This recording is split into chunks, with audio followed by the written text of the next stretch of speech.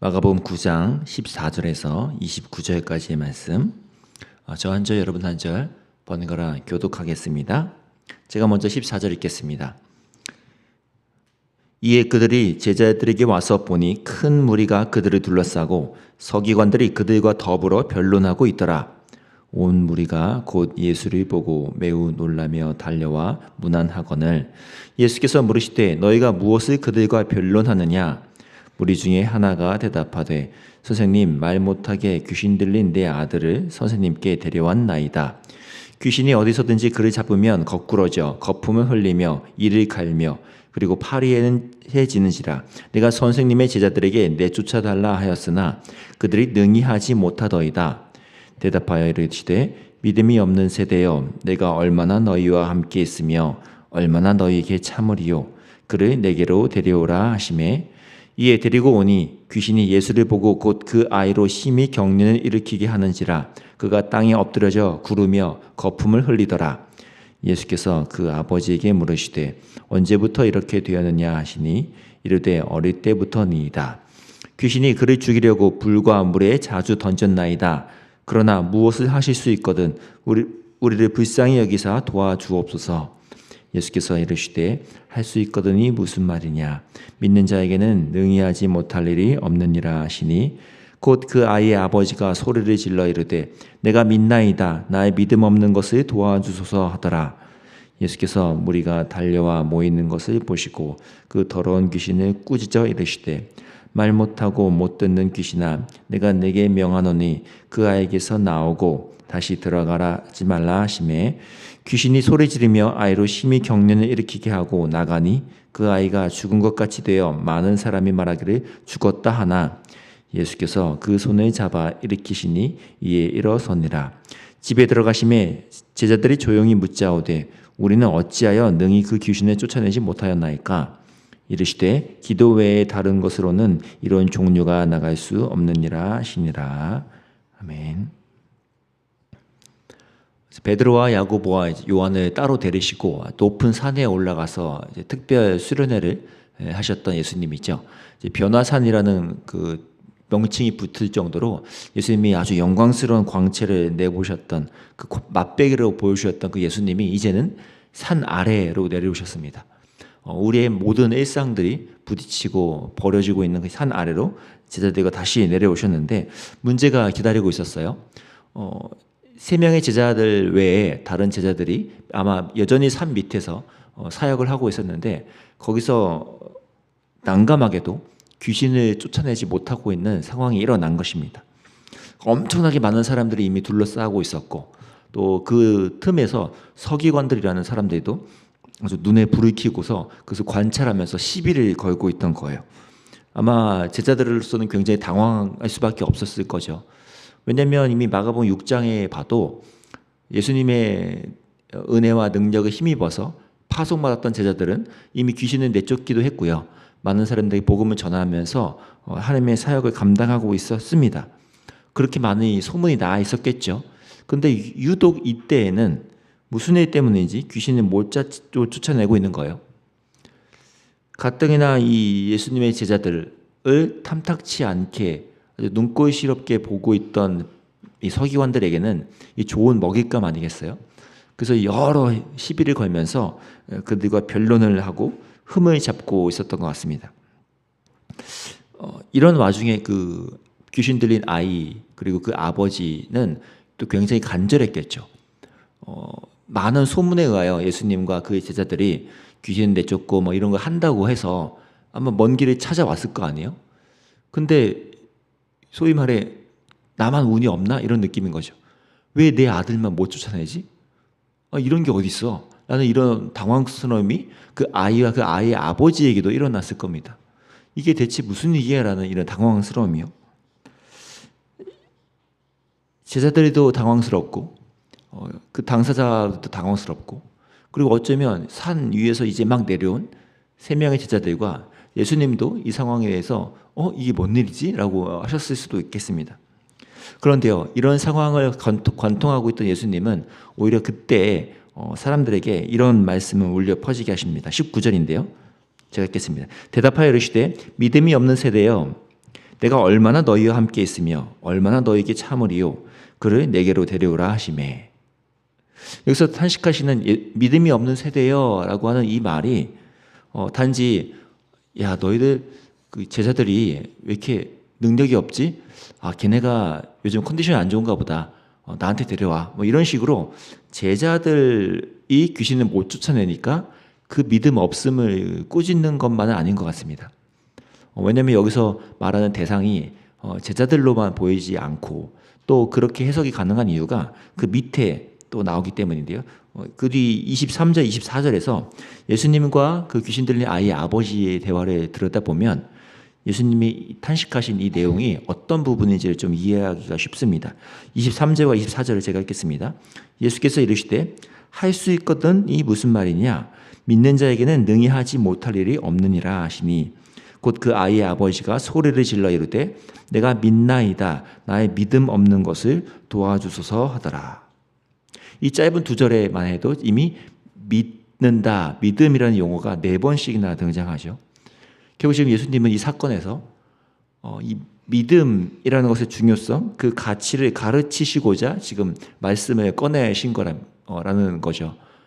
믿음이 없는 세대여 라고 탄식하셨던 건 단지 믿음이 없어서 귀신도 못 쫓아내는 이 제자들아 라고 탄식하시는 것이 아니라 제자들뿐만 아니라 그 여기 있는 모든 회중들, 그 상황에 있는 모든 사람들에게 같은 마음으로 탄식하며 있으셨다는 겁니다. 예수님이 이 할 수 있거든이 무슨 말이냐라는 이 말도 그렇죠. 이미 이 앞에서 22절에서 이 아이의 아버지가 무엇을 하실 수 있거든 좀 우리를 좀 도와주십시오라고 요청을 하자 그 말을 그대로 이제 받아서 말씀하시죠. 할 수 있거든. 실제 원어에서는 이렇게 되물으십니다.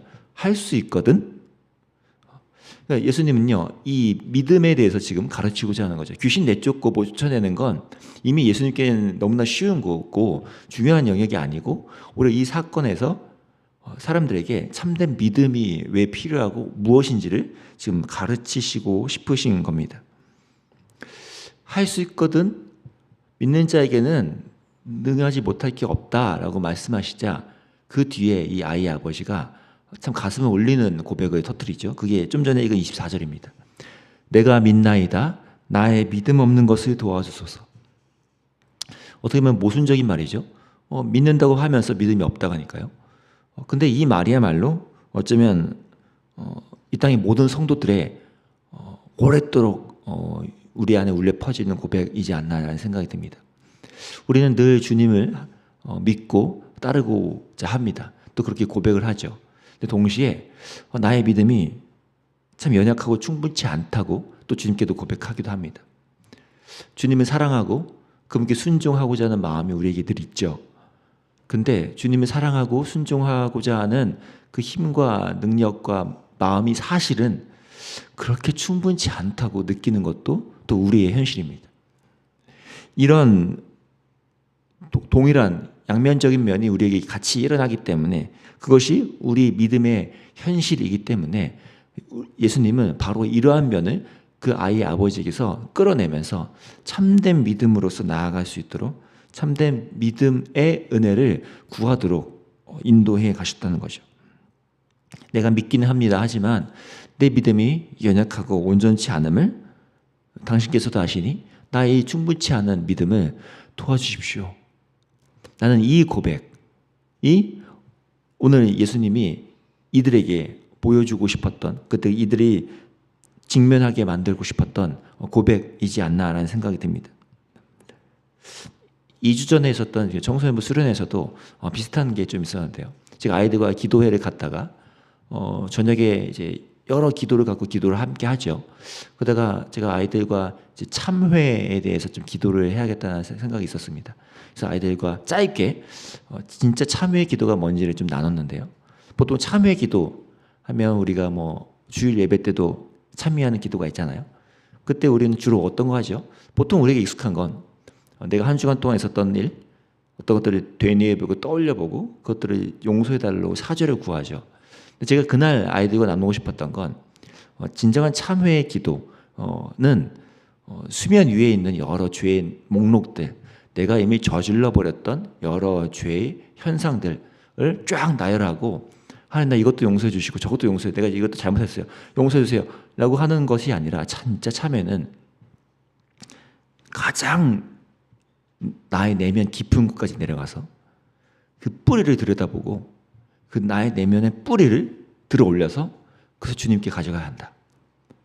그것을 우리 이번에 기도해보자 라고 좀 기도하는 시간을 가졌습니다. 그러면서 저도 함께 기도를 했기 때문에 저 또한 그런 참회의 기도를 누리게 됐는데요. 저 안에서 저도 모르게 나왔던 그 기도가 오늘 이 아이의 아버지와 비슷한 맥락의 기도였습니다. 제가 그때 기도했던 내용이 저도 사실 제가 그렇게 기도할 줄 몰랐는데요. 제가 했던 기도 중에 하나가 그거였습니다. 하나님, 사실 저는 주님을 사랑하는데 주님이 그렇게 많이 사랑하는 것 같지는 않습니다. 하나님, 제가 정말 주님을 좋아하는데요.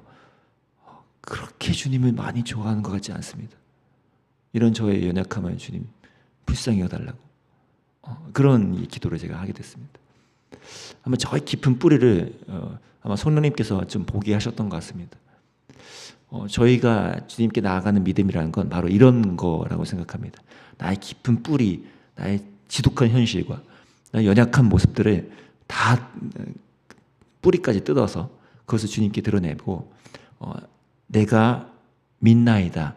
하지만 나의 믿음 없음을 주님 도와주십시오. 라는 이 고백이 참된 주님 앞에 드릴 수 있는 우리 믿음의 고백이지 않을까라고 생각을 합니다. 그러한 믿음의 기도, 그것이 우리를 참되게 살릴 수 있고 또 이 제자들에게 필요한 믿음도 바로 그런 거겠죠. 주님께 의지하며 나의 믿음 없음을 의지하면서 여전히 주님을 의지하며 따르는 그것이 제자들과 무리들과 예수님 앞에 있는 모두에게 필요한 믿음의 태도라고 생각합니다. 저와 여러분도요, 이제 새 학기가 시작됐는데 우리가 믿음의 열정과 힘이 오르락내리락 할 때가 있지만 그럴 때마다 매일매일의 이 은혜를 구하고 매일매일의 도와주심, 나의 믿음 없음을 붙잡아 주심을 구하면서 걸어가시는 저와 여러분이 되기를 기도합니다. 찬양의 뜻이 한 걸음 한 걸음이죠. 지난주의 은혜로 갖고 다음 주까지 버틴다가 아니라 한 걸음 한 걸음 매일매일 내가 믿습니다. 근데 나의 믿음이 충분치 않음을 주님 도와주십시오. 이 고백이 우리 안에서 우리 참되게 제자의 길로 인도한다고 믿으며 나아갈 수 있기를 간절히 바랍니다. 기도하겠습니다. 하나님 아버지, 우리는 참 주님을 믿고 따르고 또 사랑하며 예배하는데 이 본문에 나온 아이의 아버지처럼 사실은 많이 충분치 않고 믿음이 없다고 느껴지는 우리의 현실이기도 합니다. 주님, 우리의 여러 연약함을 주님 내치지 않으시고 오히려 반기시고 그것을 통하여 우리 삶에 다가와 역사하시는 주님이시라면 오늘 우리의 이 믿음 없음을 주님 긍휼히 여겨 끌어안아 주시고 다시 한번 참된 믿음의 하루하루를 살아갈 수 있도록 인도해 주시기 원합니다. 한 걸음 한 걸음 주님과 함께 걷는 이 믿음의 걸음에서 우리가 더 주님을 의지하고 나의 연약함을 직면하고 그 안에서 주님이 주시는 새로운 믿음을 우리는 또 얻으며 나아갈 수 있는 저희의 믿음의 여정 될 수 있게 좀 복내려 주시기 원합니다. 우리도 그러한 고백과 은혜의 능력이 우리 안에 함께 일어나기를 소망하며 예수님의 이름으로 기도합니다. 아멘. 오늘 이렇게 개인적으로 먼저 기도합시다. 주님, 내가 주님을 더 믿고 사랑하고 주님을 예배하며 순종합니다. 하지만 여전히 나는 충분치 않습니다. 나는 여전히 내 마음에서 주님을 충분히 사랑하고 따르고 순종하고자 하는 마음이 그렇게 생각보다 크지 않은 것 같은데 주님께서 나를 도와달라고 나의 믿음과 사랑과 순종의 영역들을 주님이 넓혀주시고 부어달라고 함께 기도하시고 또 새 학기가 시작되는 오늘인데 순장님 순장반과 다락방 또 신앙 강좌 또 1대 양육 모든 또 어린 아이들의 어화나 이런 클럽들이 다 시작되는데 주님께서 이번 학기에 이 한 걸음 한 걸음 우리에게 주시는 은혜가 모든 교회의 모습 속에서 일어날 수 있게 해달라고 또 공동체를 위해서 함께 중보하며 나아가겠습니다. 기도하겠습니다.